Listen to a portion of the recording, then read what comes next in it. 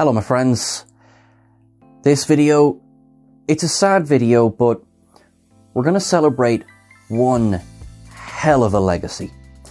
I'm Sean Ferrick for Trek Culture. Today, we're here to celebrate Nichelle Nichols. She was born Grace Dell Nichols in 1938 in Illinois in the United States of America. Singer, actress, dancer. She toured with Duke Ellington and the Lionel Hampton bands before she was ever cast on Star Trek. She'd appeared in a Gene Roddenberry series, The Lieutenant, before being cast on Star Trek. We know her, of course, as being Lieutenant Uhura.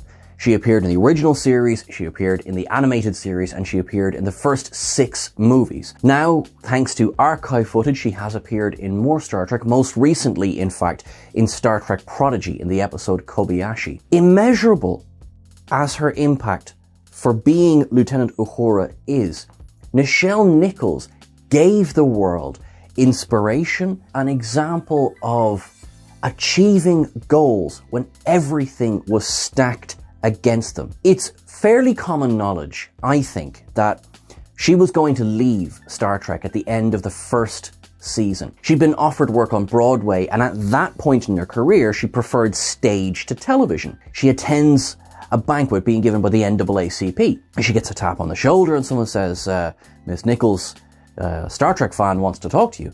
And she says, well, thank you very much. And so she turns around and she said, she felt bad for the Star Trek fan who was about to get forgotten because Dr. Martin Luther King Jr. was walking up toward her with the biggest grin on his face.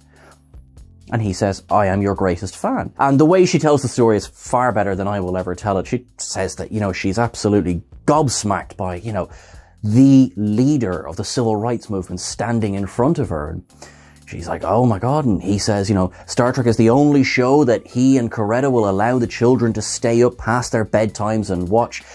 She is such a strong example of a competent black woman serving on the bridge of a starship in the future. And she says to him, I'm really going to miss my Star Trek family. And he goes, what do you mean? And she says, well, I'm going to leave. And he said, no, you cannot. And he spoke about how important having her on the bridge of a starship in the future, that this was a massive victory for civil rights. But if she were to step away, that door that she was opening simply with her presence could easily be closed behind her, because Uhura was not necessarily an African-American person of color specific role. They could have been cast as an alien. And so convinced she stayed. As the years went on, unfortunately Star Trek's popularity began to wane a little bit, and the show is cancelled. Not before, of course, we have to mention Plato's Stepchildren, which is... The episode is as ridiculous as it's been made out to be, but it does have the kiss between Kirk and Uhura. Now, while it was cited for the longest time as the first interracial kiss on American television, that's actually not the case. There had been some examples before that, but it was a big deal. After Star Trek was cancelled, Uhura did go on, of course, to appear in the animated series, including the episode The Lorelei Signal, where Uhura takes command of the Enterprise, something that she had expressed a frustration for not being able to do in the original series itself. After this, you'll hear talk of how she attended the conventions. You'll hear talk of how, of course, she returned from the motion picture all the way through to the undiscovered country. And those are fantastic examples of acting, of her presence on screen, and of course her engagement with the fans. But far more important, in my opinion, is the work she did from 1977 onwards, when she volunteered her time with NASA to promote NASA's programs and to help recruit a pool of diverse new astronauts and, reach out to ethnic minorities and to women. I've actually had to write some of these names down because there are so many who have worked with NASA thanks primarily to the work that Nichols, with the company that she worked with, Women in Motion, did with NASA. So here's a selection of those names. You had Dr. Sally Ride, who's the first female American astronaut. There was United States Air Force Colonel Guyan Bluford, the first black American astronaut. You had Dr. Judith Resnick and Dr. Ronald McNair, both who unfortunately were aboard the Challenger during the accident in 1986. You had Charles Bolden, who was former NASA administrator and a veteran of 4 space shuttle missions. You had Frederick D. Gregory, former deputy administrator, veteran of 3 space shuttle missions. And you had Laurie Garver, former deputy administrator. Now, let us not forget Dr. Mae Jemison. She cited Nichelle Nichols directly as her inspiration to go on and work with NASA. And of course, Jemison appeared in Star Trek The Next Generation in TNG's 6th season. There is, of course, another very big name who appeared in Star Trek, thanks primarily to Nichelle Nichols. Nichols told the story of a young woman who came up to her and said that, seeing her on screen on the bridge of the Enterprise gave her hope that black women could serve in an equal capacity in the future. I believe the exact phrase was that we saw her on the bridge and she ain't no maid.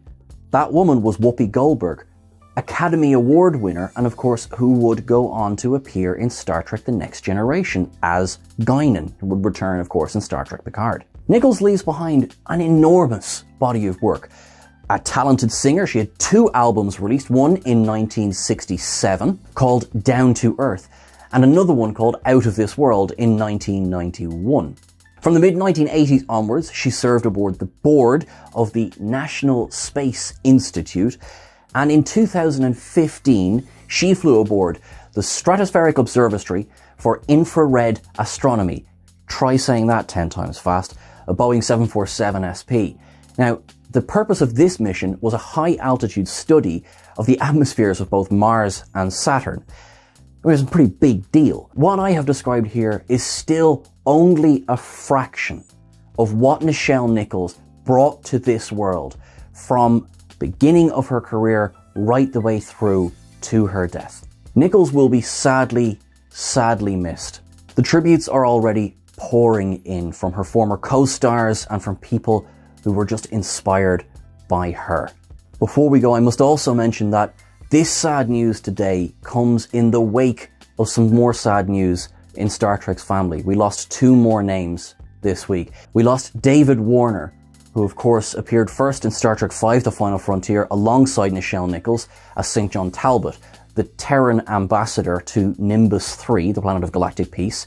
He would return in the following film as Chancellor Gorkon, the spearhead of the Klingon Peace Initiative, and he would then return as Gul Madred, a slightly less peace-loving character who was arguably one of the greatest villains that Jean-Luc Picard ever faced. We also lost Paul Sorvino, who, while possibly more well known for his portrayals in several mafia films and of the like, we must not forget that he appeared as Nikolai Roshenko, Worf's human adopted brother in the episode Homeward. All 3 will be sadly missed, and all 3 leave behind a wonderful, wonderful legacy. Wherever they've gone now, I hope that they live long and prosper.